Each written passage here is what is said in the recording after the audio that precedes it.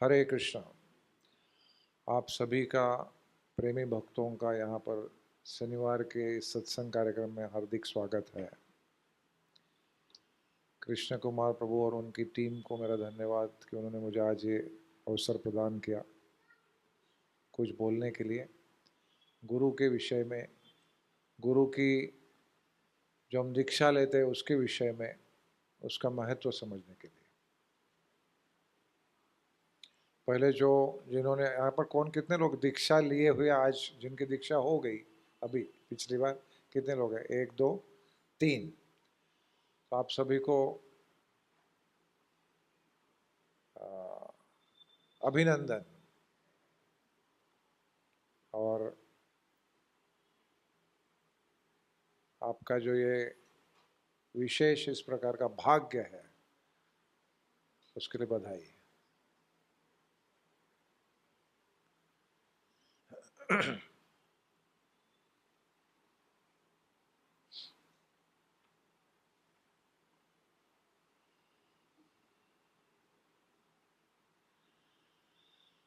करीबन 17 लोगों ने दीक्षा ली यहाँ से। क्या जो यहाँ के कार्यक्रम में आने वाले 10 लोगों ने दीक्षा ली, बाकी 7 इरेगुलर ऐसे लोग भी हैं जो दूसरे जगह पर प्रवचन में जाते हैं, सत्संग में जाते हैं। ये बहुत बड़ा भाग्य का है, क्योंकि ब्रह्मांड भ्रमित कौन भाग्यवान जीव, गुरु कृष्ण प्रसाद पाए भक्ति लता। मैंने ब्रह्मांड में ऐसा कोई विरला व्यक्ति होता है जिसको इस प्रकार का भाग्य प्राप्त होता है, तो बहुत बड़ा भाग्य है।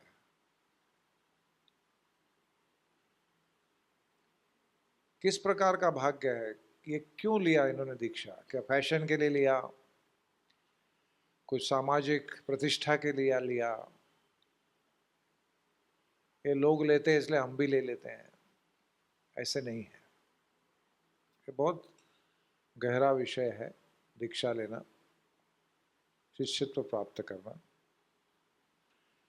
क्योंकि हमने सुना है ये शास्त्रों का आधार है। शास्त्र बताते हैं, गीता में भगवान साफ साफ अर्जुन को बताते हैं कि आपको अगर कुछ आध्यात्मिक ज्ञान के बारे में जानकारी चाहिए, अध्यात्म को समझना है, तो आपको क्या करना चाहिए? गुरु के शरण में जाना चाहिए। भगवान श्री कृष्ण अर्जुन को कहते हैं, तद विद्धि प्रणिपातेन परिप्रश्नेन सेवया उपदेक्षन्ति ते ज्ञानम ज्ञानिन तत्वदर्शिना। तत्व यानी संपूर्ण सत्य। जिसने इसका दर्शन किया है, ऐसा तत्वदर्शी व्यक्ति ही आपको उसका तत्व का दर्शन करा सकता है। इसलिए उसके पास कैसे जाना चाहिए? तद विधि प्रणिपातेन, पहले प्रणिपात करना चाहिए, नम्रता दिखानी चाहिए। प्रणिपात यानी हमने दंडवत प्रणाम करते हैं, उसी को प्रणिपात कहते हैं। प्रणिपातेन परिप्रश्नेन, ऐसे नहीं कि ब्लाइंड फेथ, कोई तो भी दाढ़ी वाला अच्छा दिखता है, करिस्मेटिक है, बहुत अच्छे बोलता है इसलिए वो गुरु हो गया, ऐसे नहीं। उसने तत्व को देखना चाहिए, तत्वदर्शी होना चाहिए वो। उसको हम प्रणिपात करके प्रश्न पूछते हैं, उस प्रश्नों के उत्तर हमें मिलने चाहिए। ब्लाइंड फेथ की बात नहीं है, इम्प्रेस हो गए चलो पीछे लग गए, ऐसे नहीं है। सेवया, सेवा के माध्यम से ही इसको स्वीकार करना चाहिए।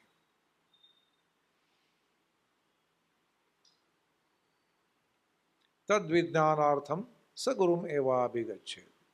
अगर इस ज्ञान और विज्ञान, ज्ञान यानी जो हमें मिलता है, लेकिन उसका साक्षात्कार यानी विज्ञान, ऐसे अगर चाहिए तो स गुरुम एवाभिगच्छेत्, गुरु प्राप्त होना ही चाहिए। बहुत लोग सोचते हैं कि गुरु की क्या आवश्यकता है, एक गुरु आया तो बहुत बड़ा बंधन होता है, फिर वो गुरु आएंगे तो उनकी पूजा करनी पड़ेगी, वो बोलेंगे वैसे, ऐसे बहुत लोग सोचते हैं। लेकिन गुरु के बिना आप आगे जा ही नहीं पाओगे। कौन सा भी क्षेत्र लो, आप ना अपना मटेरियल क्षेत्र भी लो, तो उसमें भी गुरु तो चाहिए आपको। ये बच्चे भी मृदंग बजा रहे हैं, ऐसे नहीं कि अपने आप बजा रहा है, वो किसी ने सिखाया उसको, प्रयास कर रहा है बेचारा, सीख जाएगा।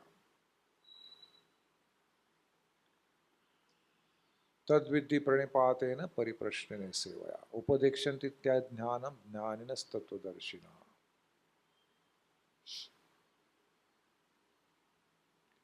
और एक श्लोक है, आचार्यवान पुरुषो वेदा। वेदा यानी ज्ञान। ज्ञान को अगर प्राप्त करना है तो आपको कैसे बनना चाहिए? आचार्यवान बनना चाहिए। आचार्यवान का मतलब क्या है? जैसे धनवान होता है उसका मतलब क्या है? जिसके पास धन है। वैसे आचार्यवान यानी जिसको आचार्य गाइड कर रहे हैं, जिसके जीवन में आचार्य है। आचार्यवान पुरुषो वेदा।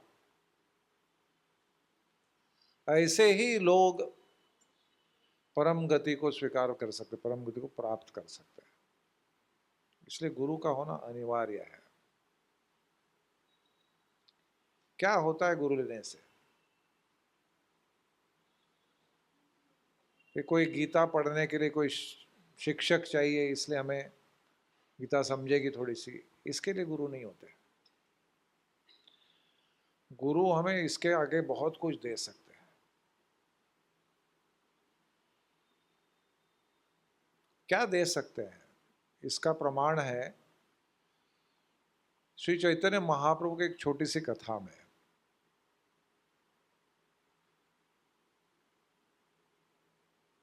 श्रील राधानाथ स्वामी महाराज अपने लगभग हर लेक्चर के पहले एक श्लोक को बोलते थे, ओम अपवित्रो पवित्रो वा सर्वावस्थांगतोपि वा यस्मरेत पुंडरीकाक्ष सबाह्य अभ्यांतर शुचि श्री विष्णु श्री विष्णु श्री विष्णु।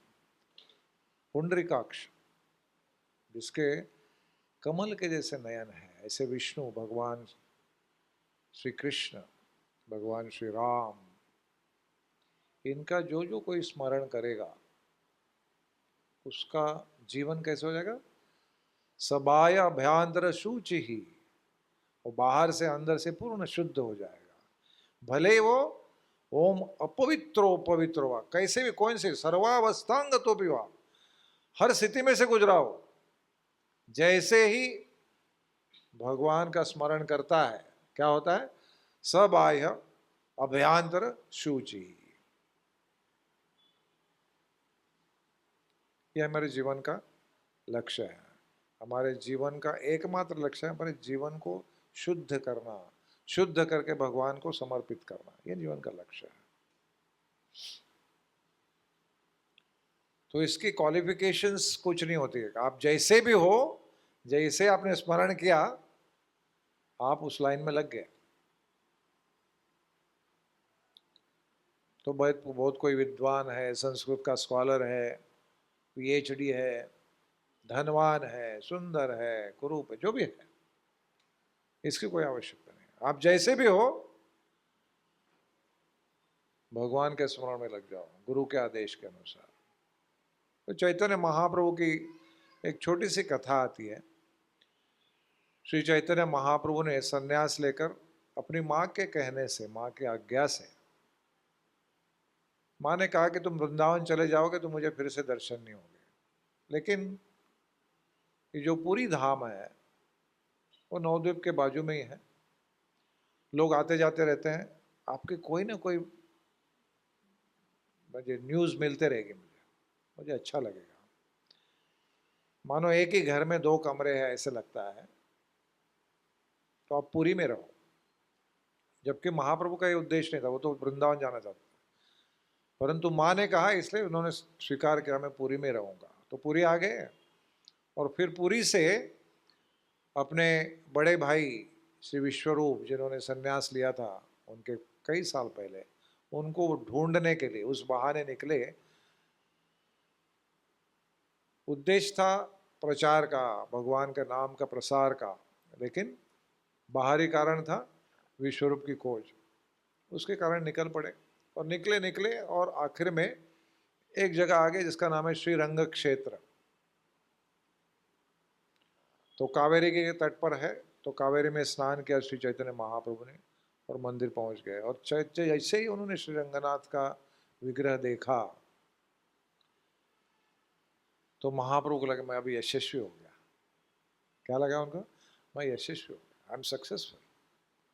और उस यश के आनंद में वो नाचने और गाने लगे, कीर्तन करने लगे, हरे कृष्णा कृष्ण कृष्णा हरे हरे, हरे राम राम राम हरे, गाय गोरा मधुर स्वरे, हरे कृष्णा कृष्ण कृष्ण हरे हरे, हरे राम राम राम हरे हरे। ऐसा सुंदर भजन है श्रील भक्तिविनोद ठाकुर का। आपने कभी गाया है इसको? नहीं गाया, कभी गाएंगे। तो चैतन्य महाप्रभु जो नृत्य करने लगे तो उनका सुंदर विग्रह, उनका शरीर ऐसा सौंदर्य था कि लोग तुरंत आकर्षित हो जाते, और उनकी मधुर आवाज और उसमें नृत्य, भाव विभोर होकर नृत्य कर रहे हैं, तो हजारों लोग आके देखने लगे ये कौन है। तो श्री चैतन्य महाप्रभु देख के ही, उनका जो भाव देख के सब लोग अभी सोचने लगे अभी घर जाने की क्या आवश्यकता है, इनके साथ ही रहेंगे। ऐसे ही जहां जहां जाते यही सब परिणाम होता था। तो बहुत देर इस प्रकार से आंखों में अश्रु लाकर गदगद स्वर से भगवान का नाम लिया। कुछ देर में शांत हो गए, तभी एक ब्राह्मण आया, कहा कि घर में प्रसाद खिलाइए। सन्यासी जहाँ जहाँ जाते हैं तो उनको, ये हमारी प्रथा है, संस्कृति है, सन्यासी आएंगे तो हमको घर पे बुलाना चाहिए, साधु कोई भी साधु को प्रसाद खिलाना चाहिए। अभी साधु मिलते नहीं है, साधु को बुलाने वाले भी मिलते नहीं है कि नहीं। तो वेंकट घर पे, भट्ट के घर पे गए, वेंकट भट्ट ने उनके चरण धोए, सब परिवार को पानी पिलाया, खुद ने पिया, अपने शरीर पे छिड़का, उनको प्रसाद खिलाया। प्रसाद के बाद एक विनती की कि अभी चातुर्मास शुरू हो चुका है, मेरी इच्छा है कि आप इसी प्रकार से मेरे ही घर में 4 महीने रुकिए, 4 महीने मेरे साथ रहिए और आपका संग मुझे दीजिए। तो महाप्रभु ने तुरंत स्वीकार किया, और प्रतिदिन फिर कावेरी में स्नान, रंगनाथ का दर्शन, नृत्य कीर्तन। और ये अभी सब जगह जो न्यूज़ है वो फैल गई, तो हजारों लाखों लोग आने लगे देखने के लिए, कौन है ये इतना सुंदर व्यक्ति। उस समय चैतन्य महाप्रभु की उम्र थी 24 से 25। Very beautiful.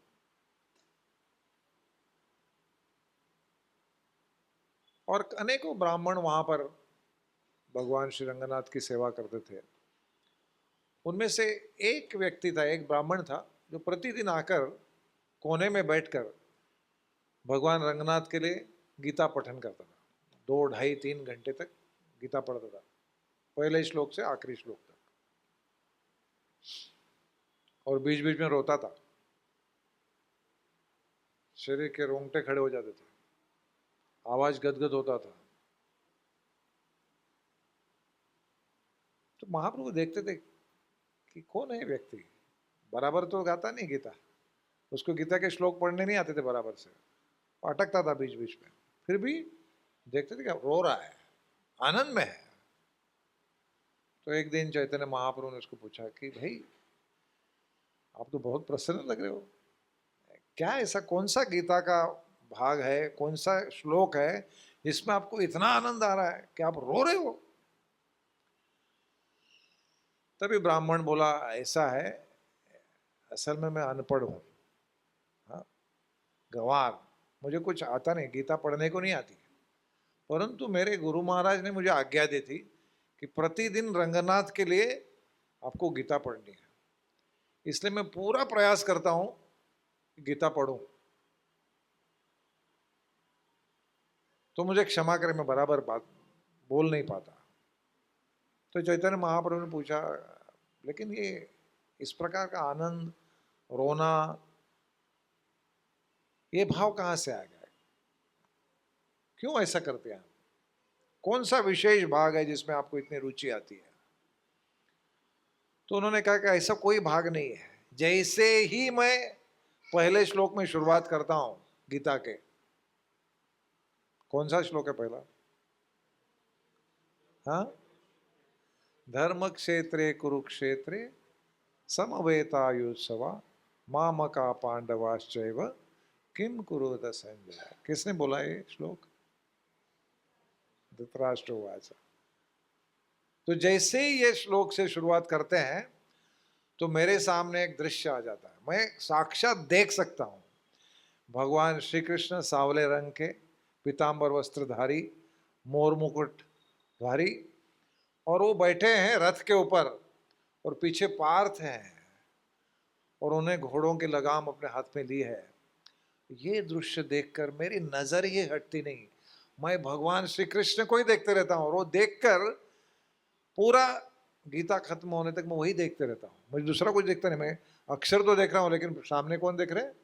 भगवान दिख रहे हैं, और ये देख के मैं रोते रहता हूँ। और इसलिए मैं, भले मुझे समझ में भी नहीं आता लेकिन फिर भी मैं प्रतिदिन यही करता हूँ। तो चैतन्य महाप्रभु ने कहा कि अरे, गीता के सही आचार्य तो आप हैं, आपने जो इसमें से निष्कर्ष निकाला है, जो आप जानते हैं, यही गीता का सार है। गीता इसी के लिए बनाई गई है। बहुत लोग, हम लोग सोचते हैं गीता मतलब क्या? कर्मण्येवाधिकार से माँ फलेषु कदाचन, फल की आशा में तो काम करते रहो, become a workaholic, just work work work. दूसरा दूसरा भाग उसको याद भी नहीं है, माँ कर्म फल हेतुर्भुर माते संगोत्सुक, वो भी याद नहीं करते। और एक श्लोक है कर्म के बारे में, लोग उसको भी ध्यान नहीं करते।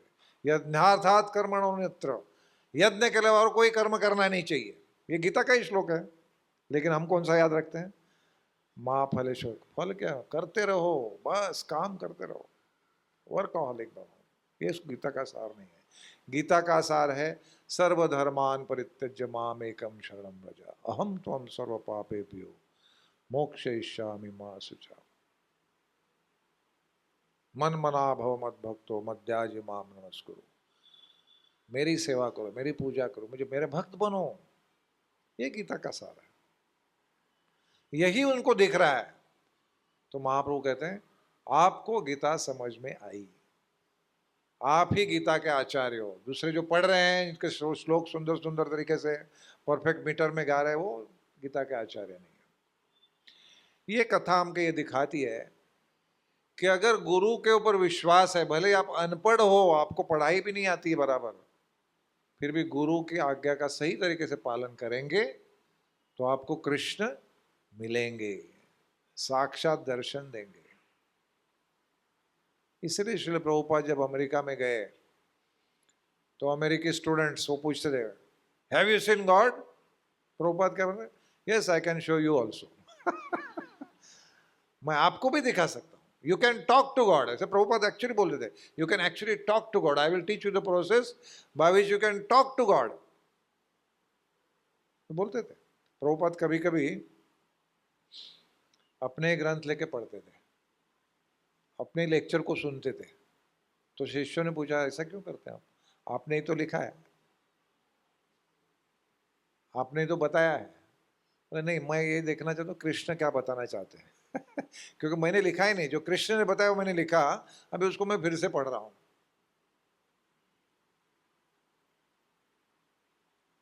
सो ये यश है शिष्यत्व प्राप्त करने के बाद। शिष्यत्व का प्राप्त करने के बाद हमें क्या मिल सकता है? साक्षात कृष्ण मिलेंगे। इसलिए कोई ये साधारण घटना नहीं कि इन्होंने दीक्षा ली है, बहुत बड़ी घटना है, जीवन में एक परिवर्तन लाने वाली घटना है। तो शिष्यत्व कैसे स्वीकार करना चाहिए, कौन से भाव से हमें गुरु को देखना चाहिए, कौन से भाव से हमारे जीवन में एक परिवर्तन लाना चाहिए, इसके ऊपर हम थोड़ी चर्चा करेंगे। और इसके लिए हम इस दीक्षा, जो एक समारंभ होता है, यज्ञ होता है, दीक्षा प्राप्त होना, हर समय यज्ञ होगा ऐसी जरूर नहीं। कोई कोई बार केवल कान मंत्र दे दिया होगी दीक्षा, ऐसे भी होता है। लेकिन उसका महत्व कितना है, कैसे जाना चाहिए गुरु के पास? श्रीपाद रामानुजाचार्य के बहुत ही प्रसिद्ध व्यक्ति थे, दक्षिण में। तो उनको बताया गया कि आपको गोष्ठीपूर्ण नाम के एक महान संत से दीक्षा लेनी है। तो बार बार वो गोष्ठीपूर्ण रहते थे कांचीपुरम में, और ये रंगनाथ में रहते, रंग क्षेत्र में रहते थे। बार बार जाते थे, कुछ दिन के बाद फिर से जाते थे। वो बोलते नहीं, आपको दीक्षा नहीं मिलेगी। 17 बार गए। तो सोच रहे दीक्षा मिलेगी कि नहीं मिलेगी। 18वीं बार गए। तो हर समय रामानुज जी को पूछते थे, कौन हो आप? तो रामानुज बताते थे कि मैं रामानुज हूँ।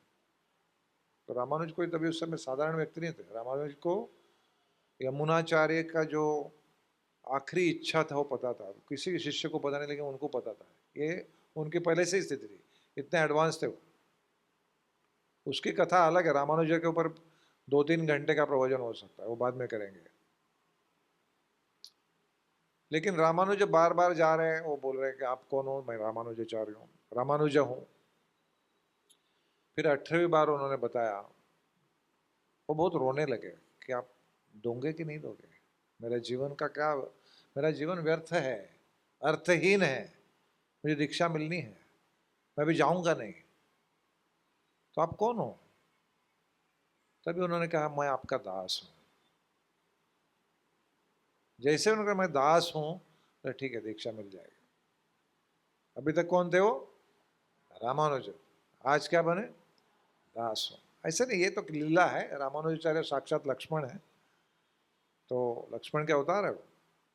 लेकिन लीला के माध्यम से दिखाना चाहते हैं, अपने आचरण से दिखाना चाहते हैं कि देखिए ऐसे सीखिए कि आपको गुरु के पास कैसे जाना चाहिए।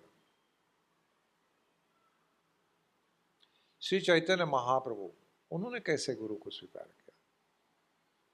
गुरु स्वीकार करना कितना महत्वपूर्ण है। जब राम भगवान आए, गुरु स्वीकार किया, जबकि वो भगवान है। कृष्ण आए, उन्होंने गुरु स्वीकार किया। कृष्ण के गुरु कौन थे? सांदीपनि मुनि। राम के वशिष्ठ मुनि और विश्वामित्र मुनि।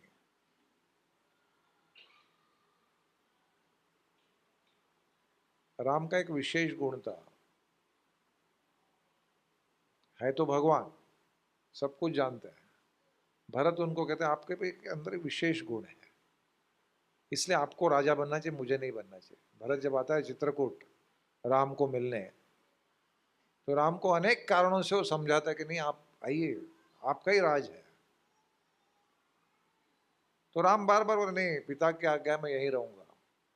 तो कन्विंस करने के लिए अलग अलग प्रकार से वो उनको बताते हैं कि आप कैसे योग्य राजा हैं। तो एक गुण बताते हैं वो, राम को कहते हैं कि आप में ऐसा गुण है कि सारे लोग, ऋषि मुनि, विद्वान, पंडित, सब लोग आपके पास आते हैं फाइनल ओपिनियन के लिए। राम ने क्या कहा, राम ने कहा बस दिस इज फाइनल। फिर भी आप हर व्यक्ति को पूछते हैं आपका ओपिनियन क्या है। हाँ, हर व्यक्ति को जाके आप पहले पूछते हैं आप क्या कहते हैं। वशिष्ठ मुनि को कहते हैं, जो आपको करना है वही करते हैं, लेकिन पूछते सबको है। ये आपका विशेष गुण है। तो उसी प्रकार से भगवान श्री चैतन्य महाप्रभु भी, जो श्री कृष्ण और राधा के एक साथ अवतार है, श्री कृष्ण चैतन्य राधा कृष्ण नाही अन्य, वे भी अपने आचरण से दिखाना चाहते कि गुरु को कैसे स्वीकार करना चाहिए। श्री चैतन्य महाप्रभु अपने बाल्यकाल में निमाय पंडित से नाम से प्रसिद्ध थे। निमाय पंडित की विद्वत्ता ऐसी थी कि सब लोग सोचते कि शायद बृहस्पति का ही अवतार होगा या कोई देवता होगा। इतनी बुद्धि कैसे आ गई इसके बाद? सुना तो है, इसने खाली व्याकरण सुना है, व्याकरण की पढ़ाई की है, लेकिन हर बात के ऊपर उसको ज्ञान है। बड़े बड़े पंडित विद्वान उनके सामने परास्त हो जाते हैं, जबकि पढ़ा क्या है? सिर्फ व्याकरण। इसका अर्थ क्या है? जरूर ये बृहस्पति का अवतार हो। जो नास्तिक थे तो डरते थे, परंतु इतनी सारी विद्वत्ता होके भी किसी प्रकार से भक्ति का कोई रंग दिखा नहीं थे। भक्त लोग सोचते थे इतना सौंदर्य, इतने इतनी विद्वत्ता, इतनी शक्ति, ये एक व्यक्ति अगर भक्त बन जाए तो सारा संसार भक्ति में पागल हो जाएगा, ये सब लोग सोच रहे हैं। निमाय पंडित अपनी पाठशाला चलाते, कौन सी उम्र में उन्होंने स्कूल निकाली? 16 साल। 16 साल में उनके अपनी एक खुद की छोटी सी यूनिवर्सिटी चालू हो गई। और उस यूनिवर्सिटी की खासियत क्या थी? जो लोग 12-12 साल कुछ पढ़ाई करते हैं, उसके बाद जो समझता है, निमाय पंडित के पाठशाला में 6 महीने में वो पारंगत हो जाते थे, एक्सपर्ट, इन 6 मंथ्स। तो कितने सारे स्टूडेंट्स आते, जहां जाएंगे उनके पीछे पीछे लोग आएंगे, राजा की तरह घूमते थे, सबको चैलेंज करते हुए। और भक्त लोग बार बार सोचते, क्या उपयोग है इतनी विद्वत्ता का, अगर भक्ति नहीं करेंगे तो क्या मतलब है। और हर भक्त को पकड़ पकड़ के चैलेंज करते थे, हाथ पकड़ के खड़े रखते थे, बोलिए इसका उत्तर क्या है, और जो बोलेंगे उसका खंडन करते थे। सब लोग डरते थे, बहुत लोग वो देखे तो ऐसे निकल जाते। उनका एक क्लासमेट है, उसे सीनियर क्लास, मुकुंद दत्त। तो एक बार वो सामने से आए तो चैतन्य महाप्रभु अभी ये सटकने वाला है, जाने वाला है तो पकड़ लिया उसको, हाथ पकड़ लिया, आज कैसे जाते हो देखता हूं, क्यों आप बार बार मुझे देखकर दूसरी जगह से जाते हो। तो मुकुंद ने सोचा ठीक है, आज इसको थोड़ा सा दे देते हैं, आज उसको ऐसे परास्त करूंगा फिर से कभी मेरे रास्ते में नहीं आएगा, क्योंकि मुकुंद भी बहुत बड़ा स्कॉलर था। उसने सोचा, उसने कहा कि ठीक है बोलो क्या बोलना है। तो उन्होंने बोलना प्रारंभ किया, मुकुंद ने कुछ बोला, उन्होंने तुरंत खंडन कर दिया। फिर मुकुंद कहते हैं देखो ये ग्रामर की बातें ना छोटे बच्चों के लिए सही है, हम लोग थोड़े से एडवांस है, लेट अस डिस्कस ऑन अलंकार, थोड़ा अलंकारों के बारे में बात करेंगे। बोले एज यू विश, चलो शुरू करो। तो अलंकार के बारे में बोलना शुरू किया, फटाफट खंडन करके बंद कर दी, बोलती बंद कर दी। तो मुकुंद समझ गए इसके साथ कोई पंगा नहीं ले सकता है, बहुत बहुत बड़ा विद्वान है, दिखता कैसे छोटा सा। प्रणाम करके चले गए। फिर वहां से उनके दूसरे मित्र आए गदाधर, उसको भी पकड़ लिया। तो गदाधर को तो बोला what is the goal of life Gadadhar को पूछते हैं। तो गदाधर ने बताया मोक्ष मिलना चाहिए, वो खत्म कर दिया, परास्त कर दिया। और गदाधर करके जाओ अच्छी तरह से पुस्तकें पढ़ो, अगर चाहो तो कल वापस बात करेंगे इस प्रकार से बातें होती थी। तो सब लोग डरते थे, शिवास ठाकुर तक को छोड़ते नहीं थे। शिवास ठाकुर तो बहुत सीनियर है, तो क्लासमेट है। शिवास ठाकुर बहुत बड़े विद्वान, वैष्णव शिरोमणि वहां के, उनको भी छोड़ते नहीं थे। सब लोग सोचते थे कौन ही व्यक्ति है, लेकिन प्रेम आता था, देखते ही ऐसा लगता कि इनके साथ ही रहे, लेकिन बहुत हरास करता है तो कभी ऐसे शाम के समय गंगा के किनारे बैठते और अपने स्टूडेंट्स को अलग अलग प्रकार से जो शास्त्रों के आधार पर कुछ बताते थे, तो बाजू में आकर वो वैष्णव लोग बैठ जाते थे, प्रार्थना करते थे गंगा मैया से, गंगा मैया इस निमाय पंडित को भक्त बनाओ ऐसे प्रार्थना कर रहे हैं और कोने से देख रहे हैं क्या बोल रहा है, सुन भी रहे हैं, क्योंकि उसमें रस आ रहा है, जो भी बोल रहा है उसमें रस है।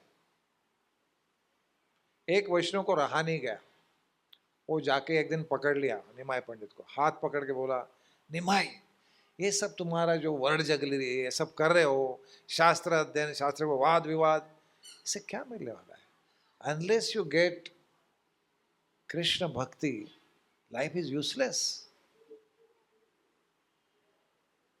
अभी देखिए निमाय पंडित इस बात के ऊपर कभी कभी कोई चर्चा नहीं की, तुरंत उसका हाथ पकड़ के बोले सही में मैं कितना भाग्यवान हूं कि आप जैसे वैष्णव सोच रहे हो कि मैं एक दिन भक्ति में आ जाऊं, शायद कभी ना कभी आऊंगा, लेकिन अभी मुझे पढ़ाई करने दीजिए इस प्रकार से इनका जरूरत। तो लोग भी उस समय वैष्णव की बहुत निंदा करते थे, तो इतनी निंदा के हद हो गई कि वैष्णव भक्त अंदर से बहुत पीड़ित हो गए, दुखी हो गए, और परमात्मा के रूप में भगवान ने देख लिया चैतन्य महाप्रभु के, अभी बहुत हो गया, अभी मुझे अपना भक्ति का स्वरूप दिखाना चाहिए। और इसके लिए अपनी माँ की आज्ञा से अपने पिता का पिंड दान करने के लिए, श्राद्ध करने के लिए गया चले गए। और गया में जाते समय उन्होंने शुरुआत की अभी दिखाना स्लोली। तो एक गांव में वो अचानक उन बीमार हो गए, आज तक कभी बीमार नहीं हुए। तो सब लोग डर गए, क्या बीमारी होगी, बहुत बुखार आ गया, इतना बुखार आ गया सारे वैद्य थक गए, सारी दवाइयाँ खत्म हो गई, लेकिन बुखार जा नहीं रहा। फिर महाप्रभु ने कहा, निमाई पंडित ने, कि जाओ कोई शुद्ध ब्राह्मण होगा, वैष्णव होगा, उसके चरण धोकर वो पानी लेके आ जाओ, शायद उससे मैं ठीक हो जाऊंगा। तो स्टूडेंट्स भाग गए, एक किसी वैष्णव को विनती करके उसके चरण के जो चरणामृत लेके आए और उसको पी के तुरंत नॉर्मल हो गया। ये दिखाने के लिए कि वैष्णवों में, ब्राह्मणों में कितनी शक्ति होती है। और इस प्रकार से चलते चलते वो गया पहुंच गए। और गया में सुप्रसिद्ध मंदिर है, हजारों करोड़ों वर्षों से, उसका नाम है विष्णुपदी। भगवान विष्णु के वहां पर पदकमल है आज भी। वो मंदिर कोई मूर्ति नहीं है, उसमें एक पत्थर है, उसमें पत्थर में भगवान विष्णु के चरण कमल हैं और उन चरण कमलों की ही पूजा होती है। तो बहुत सारे फूल, वस्त्र, सैकड़ों ब्राह्मण आसपास बैठे हुए, मंत्रोच्चार चल रहा है बहुत सुंदर आवाज में। और वहां जैसे ही दर्शन किया चैतन्य महाप्रभु, निमाई पंडित रोने लगे, बहुत जोर जोर से रोने लगे, भगवान का नाम लेने लगे। और इस प्रकार से उनके इस भाव को आज तक कभी देखा नहीं था स्टूडेंट्स ने भी, वो देखकर सब आश्चर्यचकित हो गए। वहीं पर ईश्वरपुरी नाम के एक महान सन्यासी मौजूद थे। ये ईश्वरपुरी का सामना पहले एक बार निमाई पंडित से हो चुका था। जब ईश्वरपुरी नवद्वीप में आए थे तो निमाई पंडित उनको प्रसाद के लिए बुलाए थे, उनकी सेवा किए थे। और जैसे पहली बार उन्होंने देखा एक दूसरे को, ईश्वरपुरी बहुत प्रेम में आ गए। उनको देख के पता चला ये भगवान श्री कृष्ण ही है। अभी उन्होंने बताया नहीं किसको, लेकिन प्यार से उसको बार बार बोलते, पंडित आप एक काम करो, मैंने ग्रंथ लिखा है, उसको थोड़ा सा एडिटिंग करो, मैंने सुना आप बहुत बड़े पंडित हो। बार बार पंडित पंडित प्रेम से करते। तो निमाई पंडित कहते, नहीं नहीं, मैं ऐसा कोई बहुत बड़ा अपराध नहीं करना चाहता। किसी शुद्ध भक्त ने कोई भी वाणी लिखी है तो वो शुद्ध है, उसके ऊपर कोई भी खंडन करना बहुत बड़ा पाप है, अपराध है, मैं नहीं करूंगा ये। नहीं नहीं नहीं, वो कोई पाप नहीं, मैं कह रहा हूं आप करिए, यू एडिट माई बुक। तो निमाई पंडित घर पे लेके गए और दूसरे दिन आके बताया कि ये सेक्शन में आपका ये एक वर्ड खाली थोड़ा सा उसको चेंज करें, बाकी सब सही है। तो ईश्वरपुरी ने कहा ठीक है रखो, मैं सोचता हूँ उसके ऊपर। फिर दूसरे दिन फिर से मिले तो ईश्वरपुरी ने कहा कि जो मैंने लिखा है वही सही है, आपने कहा है वो गलत है। अभी ये निमाई पंडित को सुनने की आदत नहीं है आज तक किसी से सुना नहीं है, कोई उनको साथ इस प्रकार का बात करते नहीं, कर ही नहीं सकता। लेकिन पहली बार उन्होंने कहा ठीक है आप कह रहे वही सही है, मैं हार गया आप जीत गए। तो निमाई पंडित और ईश्वरपुरी जब गया में मिले तो एक दूसरे को आलिंगन देके एक दूसरे से पूर्ण अश्रु से स्नान करने लगे, ये भी रो रहे वो भी रो रहे हैं। और निमाई पंडित कहते हैं कि आपके दर्शन से अभी मेरी सारी तीर्थ यात्रा सफल हो गई। आप जैसे संतों के कारण ये तीर्थ तीर्थ बने हुए हैं, नहीं तो तीर्थ क्या है। ईश्वरपुरी कहते हैं कि जब से, हे पंडित, जब से मैंने आपको देखा है, मैं जब भी कृष्ण का ध्यान करता हूँ उसमें जितना मुझे आनंद आता है उतना ही आपको देख के आता है। आप अपने आप को छुपाओ मत, मैं जानता हूँ आप कौन हो। इस प्रकार से वार्ता करके फिर वो निकल गए। फिर निमाय पंडित, अनेक वहाँ पर गया में अनेक स्थान है। एक है राम गया, फिर युधिष्ठिर गया, भीम गया, सब जगह स्नान कर कर ब्रह्मकुंड में स्नान किया, फिर से अपने स्थान पर आ गए, सब जगह श्राद्ध हो गया अच्छी तरह से, और भोजन बनाने लगे। भोजन बना के बाद अभी भगवान को अर्पण करने वाले तो उस ईश्वरपुरी आ गए। ईश्वरपुरी, अरे शायद मैं सही समय पे आ गया। बोले बिल्कुल सही समय पे आ गया, आइए ये प्रसाद आप ही भोजन कर लीजिए। बोले नहीं नहीं, मैं अकेले नहीं खाऊंगा, आप भी खाइए। नहीं नहीं, आप पूरा खाइए, मैं और बनाऊंगा। इस प्रकार से ईश्वरपुरी को पूरा भोजन खिलाया, फिर उनको सुलाया, फिर उनके पैर को मसाज किया, फिर उनको सोने दिया, अपने आप के लिए कुकिंग किया, फिर से अपना भोजन करके फिर से आए और फिर बोलने लगे, क्या मुझे दीक्षा मिल सकती है आपसे?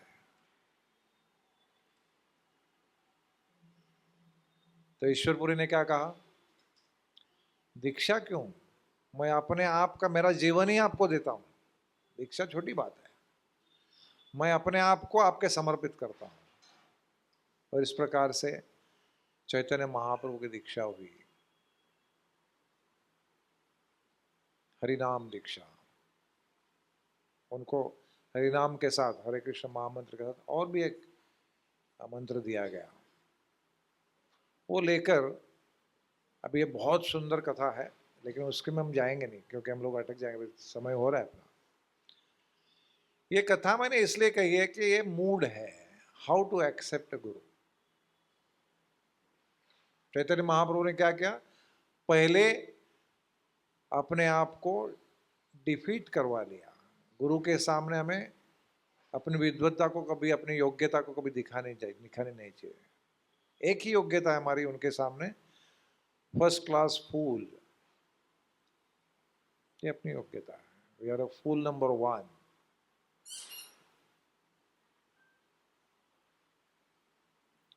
दूसरा उन्होंने क्या किया, उनकी सेवा की। बहुत अच्छे भगवान है, लेकिन फिर भी उन भक्त की बहुत अच्छी तरह पैर के मसाज कर रहे हैं, उनको भोजन खिला रहे हैं।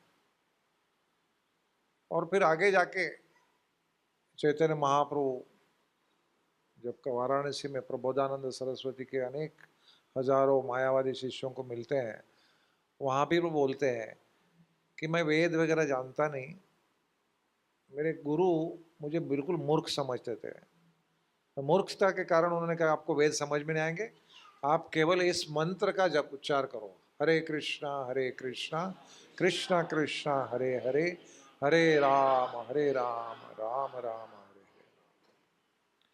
असल में कहीं पर शास्त्रों में उल्लेख नहीं है कि कैसा कहा गया, लेकिन महाप्रभु अपना एक धर्म, शिष्य का धर्म दिखा रहे कि मेरे गुरु के सामने मैं कौन हूं, एक साक्षात मूर्ख हूं। श्रील प्रभुपाद उनके युवावस्था में अपने सारे मित्र गणों में प्रसिद्ध थे कि ये बहुत बड़ा विद्वान है, अगर इसने किसको सर्टिफाई कर दिया अच्छा है तो अच्छा रहता है। तो इसलिए उनका एक मित्र था नरेंद्र मौलिक, वो उनको एक बार बोल रहा है कि अरे चलो, 19 से 22 की बात है, कि चलो एक साधु आए हैं, बहुत विद्वान लगते हैं, लेकिन हम देखना चाहते कि आपका क्या मत है उसके ऊपर। तो अभय चरण उनका नाम था उस समय, उन्होंने कहा कि नहीं नहीं, मुझे किसी साधु से मिलना नहीं, बहुत साधु देख चुका हूँ, मेरे पिता प्रतिदिन 3 या 4 साधु को घर में लेके आते थे, खिलाते थे, मैंने देखा है यही साधु लोग इन्हें प्रोफेशनल बेगर्स है। वो सुबह जैसे नॉर्मल, रात को नॉर्मल सोते हैं, सुबह उठ के वो सन्यासी के वस्त्र धारण करते जाके भिक्षा मांगते हैं, मैंने देखा है, कोई विश्वास नहीं मुझे, बहुत साधु देख चुका हूँ। बोले ये वो ऐसे नहीं है, स्पेशल है, बहुत विद्वान है, आप आ जाओ। तो ना ना हाँ हाँ करते, मित्र है तो खींच के लेके बोला ठीक है चलो आता हूँ। और एक जगह है फर्स्ट उल्टाडंगा रोड जंक्शन, यहाँ पर एक बिल्डिंग थी जिसका नाम था भक्ति विनोद आसन, उसके दूसरे माले छत के ऊपर श्रील भक्ति सिद्धांत सरस्वती बैठे थे और प्रवचन कर रहे हैं। और ये दोनों, इन्होंने प्रवेश किया और दोनों का वैष्णव परिवार में जन्म था तो पता था कैसे करना चाहिए, तो दंडवत प्रणाम किया और जैसे ही उठकर बैठे, अभी बैठ ही रहे थे, बैठे भी नहीं बराबर, तुरंत भक्तिसिद्धांत सरस्वती उनकी तरफ देखते हैं, you young man, you should preach the mission of Srila Chaitanya Mahaprabhu all over the world in English language.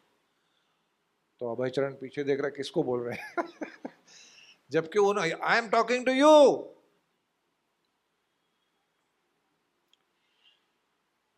उस समय अभय चरण गांधी के मूवमेंट में थे, महात्मा गांधी के साथ उन्हें सत्याग्रह में अपना हाथ भार लगाया था, डिग्री छोड़ दी थी, गांधी ने कहा था डिग्री मत लो, तो अभय चरण ने तभी डिग्री प्राप्त की थी, लेकिन डिग्री के दिन गए नहीं, डिग्री ली नहीं स्कॉटिश चर्च कॉलेज में। तो उन्होंने प्रश्न किया साधु से, भक्तिसिद्धांत सरस्वती से, कि भाई आप बोल रहे चैतन्य महाप्रभु का ये जो ज्ञान है ये सारे विश्व में फैलाना चाहिए, लेकिन भारत तो अभी एक डिपेंडेंट कंट्री है, इसको इंडिपेंडेंस मिलना चाहिए, उसके बाद कोई सुनेगा। तो भक्तिसिद्धांत सरस्वती ने उस समय इतने कन्विक्शन के साथ कहा कि देखो, कृष्ण कॉन्शियसनेस, ये जो ओरिजिनल आपका जो चेतना है, इसका जो ज्ञान है, ये किसी पॉलिटिकल चेंज के लिए वेट नहीं कर सकता। It's a political change. आज ब्रिटिश हैं, खाली आगे जाकर ब्रिटिश जैसे सोचने वाले हमारे लोग होंगे, जो कि वैसे ही हुआ। ब्रिटिश गए लेकिन ब्रिटिश मानसिकता गई नहीं, वैसे लोग आज भी ऐसे चल रहा है, थोड़ा थोड़ा सुधार आ रहा है अभी। तो इस प्रकार से 2 घंटे तक वार्तालाप हुआ और अभय चरण ने पता समझ गए वो कि ये व्यक्ति बहुत ही महान है, ये साधारण जो दिखती है ऐसी चीजों के ऊपर से देखते हैं, इनका विजन बिल्कुल ट्रांसेंडेंट अलौकिक है, और तुरंत उन्होंने स्वीकार किया ये मेरे गुरु होंगे। सतस्वरूप दास गोस्वामी जिन्होंने श्रील प्रभुपाद का जो चरित्र लिखा है, प्रभुपाद लीलामृत, वो लिखते हैं कि फर्स्ट टाइम इन लाइफ अभय चरण accepted defeat in debate, he was very good debater.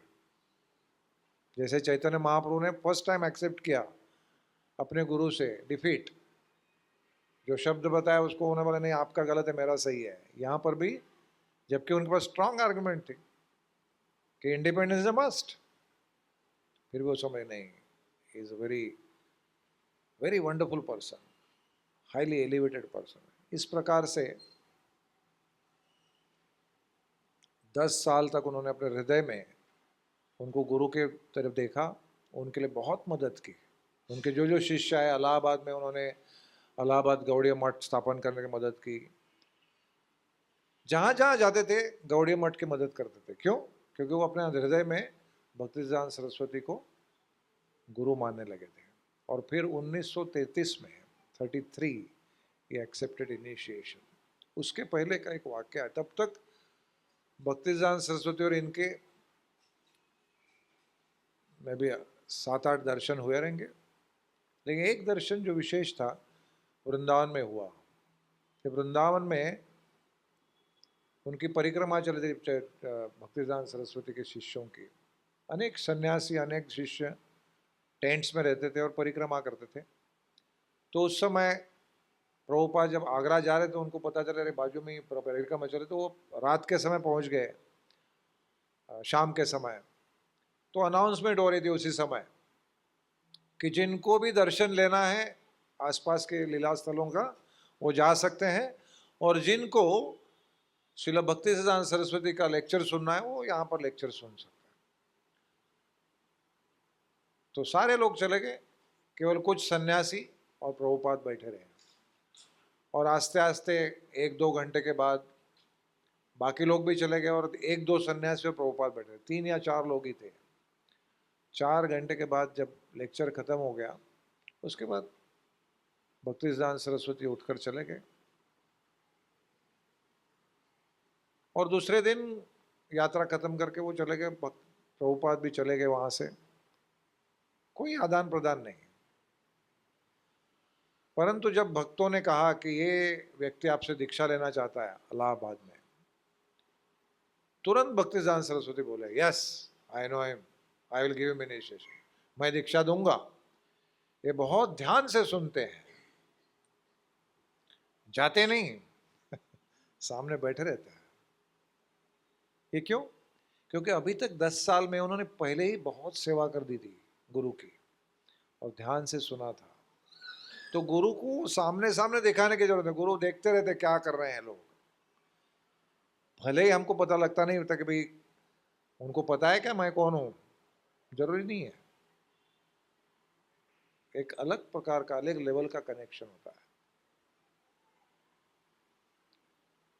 उसके बाद भी भक्तिसिद्धांत सरस्वती ने उनको जो ओरिजिनल आज्ञा दी थी, अंग्रेजी भाषा में गीता भागवत का प्रचार करिए, उसके ऊपर पूरा जीवन उन्होंने मंथन किया। असल में दीक्षा मिलने के पहले ही उन्होंने अपनी नौकरी छोड़ दी थी। बोले नहीं, वो उनकी इच्छा है, मुझे करना है, अगर मैं जॉब में रहूंगा तो नहीं कर पाऊंगा, तो उन्होंने जॉब छोड़ दिया। ये कभी दीक्षा मिलने के पहले है, उसके बाद दीक्षा लिया। फिर से हम देख सकते प्रभुपाद के जीवन से कि उन्होंने क्या किया, बहुत सेवा की। सेवा और श्रवण से उनका चित्त को, गुरु को आकृष्ट किया अपनी तरफ।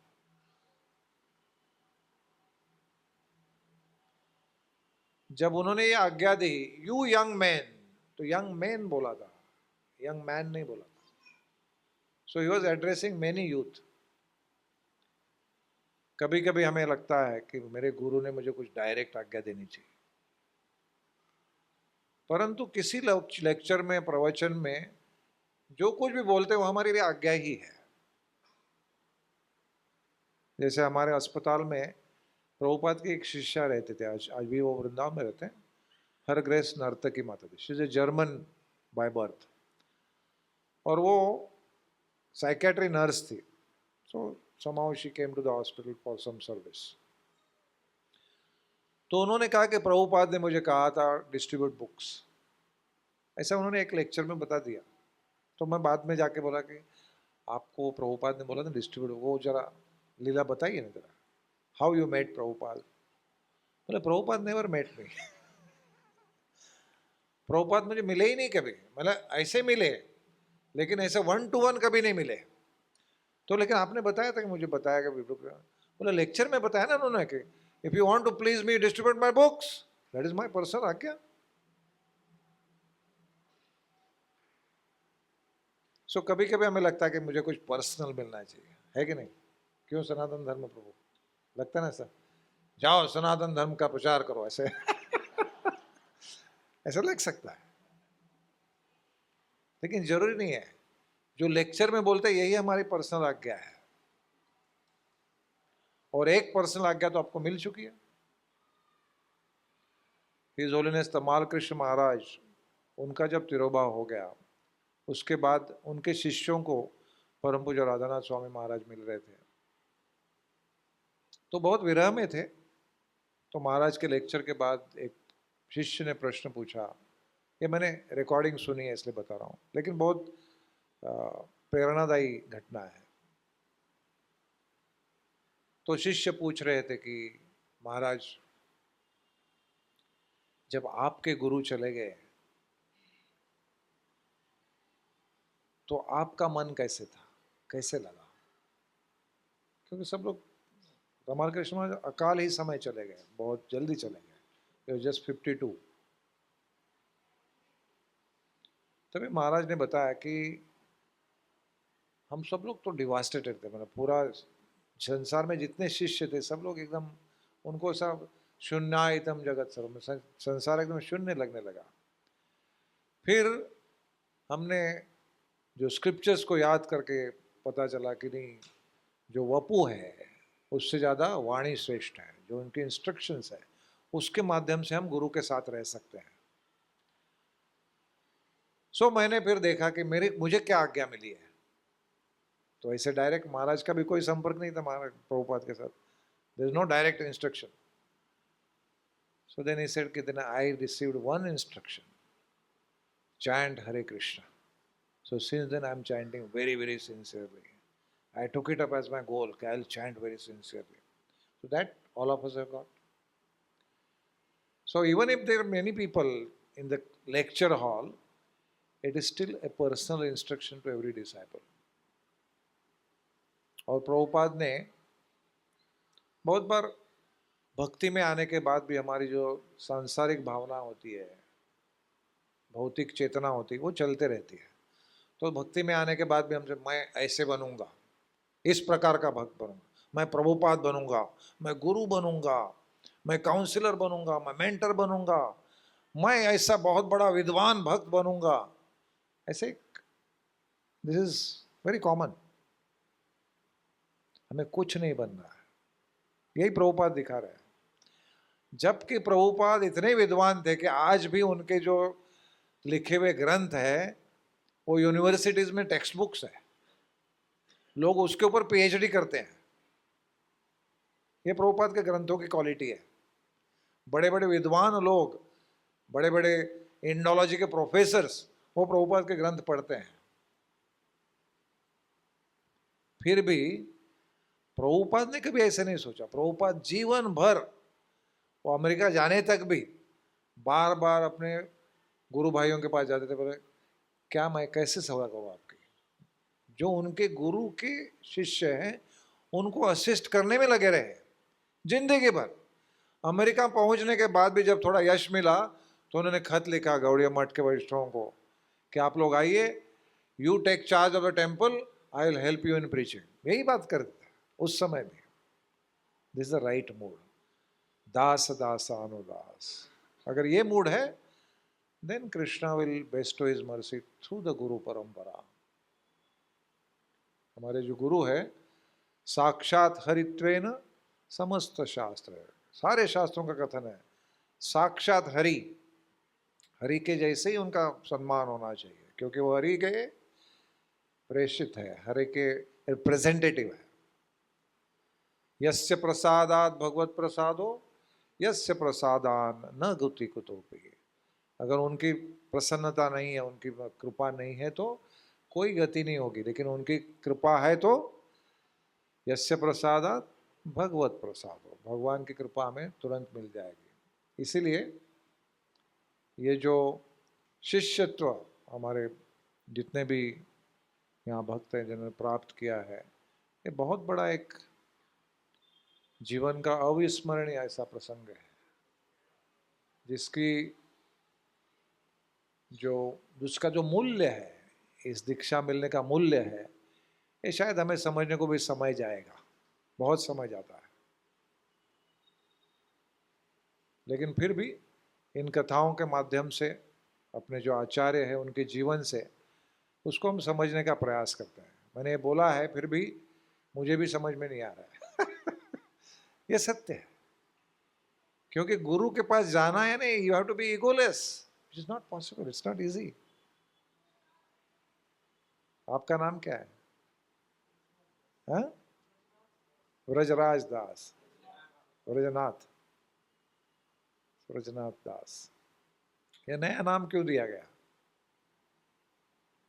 आपकी पुरानी identity mister Vipul Agrawal. Of course, from legal point of view, it will continue. Why this new name? To remind that we are simply das, we are servants. That is the only position we have. Without servitude, there is no Krishna consciousness. Krishna consciousness हो ही नहीं सकता. और यही हमारे आचार्य दिखा रहे हैं, चैतन्य महाप्रभु ये दिखा रहे हैं, जबकि वो स्वयं भगवान है, लेकिन ईश्वरपुरी के सामने कैसे हैं? He is able to accept defeat and is able to serve him. Prabhupada भी ऐसे, he is able to accept defeat. He is very happy to be defeated. Happy to be defeated. And all the time thinking, how I can serve him. उनको मैं सेवा नहीं कर सकता, उनके शिष्यों की करूँगा. इसी मूड से अगर हम रहेंगे, then the life will be successful. So we pray that all of you take that mood to the heart and guide us how to live exemplarily in that mode.